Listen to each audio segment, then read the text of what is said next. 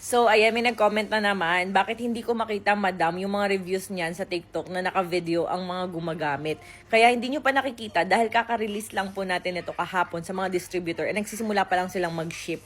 Nagsisimula pa lang sila mag-ship ng mga pending orders, ng mga pre-orders, and siguro baka bukas or sa isang araw, makakita na kayo ng mga video na gumagamit nitong Rosmar Cagayaco Premium Tinted Sunscreen natin. Saka tingnan nyo naman, hindi nyo na kailangan maghanap-hanap pa ng mga gumagamit. Kasi ako na nga mismo yung nagpapakita sa inyo na ganyan lang siya kabilis i-blend.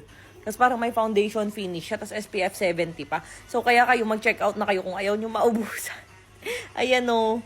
Ayan, grabe, ubusan malala, kaya check out na. Pwede sa mga bagets, buntis at lactating, may whitening effect na po siya. Kaya hindi ka lang naproprotektahan sa araw ng SPF 70 PA++++ niya. May whitening effect pa. Ayan o, tingnan nyo, para ako naka-foundation. Di pa, kakaligo ko lang ha. Di pa ako nakakapagsuklay or nakakapag-ayos. Ayan, dito sa Yellow Basket.